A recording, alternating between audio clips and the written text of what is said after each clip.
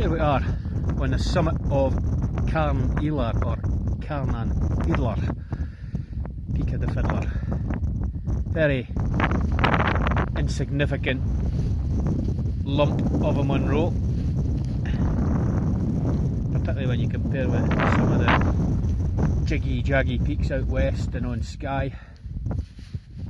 One thing it does have though that I really love is solitude and remoteness. You probably, south of the Great Glen, couldn't get any more remote than on this summit here.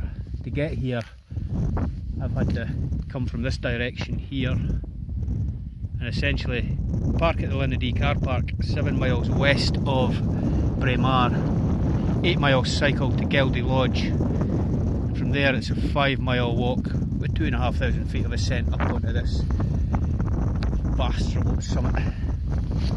One thing it also has is wide expansive views. Pan round, there's all your remotest hills looking that way, and then the massive Ben Jerrig, the silhouettes and in the glow of a Blair Athol, and then we're looking out towards the Glen Hills Glass Mall.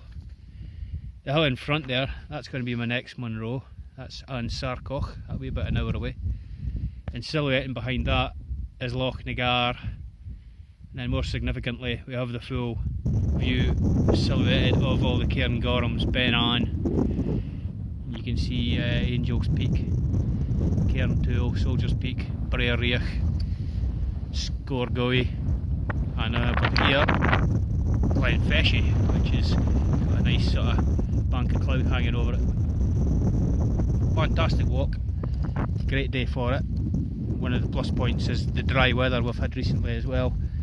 There's 3 rivers to cross en route down that way, and I was able to cross them without taking the boots off. Last time I did it I had to wade 3 times in freezing cold water, but today I was actually able to get through the water relatively dry and with the bike intact. So enjoy the views and I will catch you later. Bye.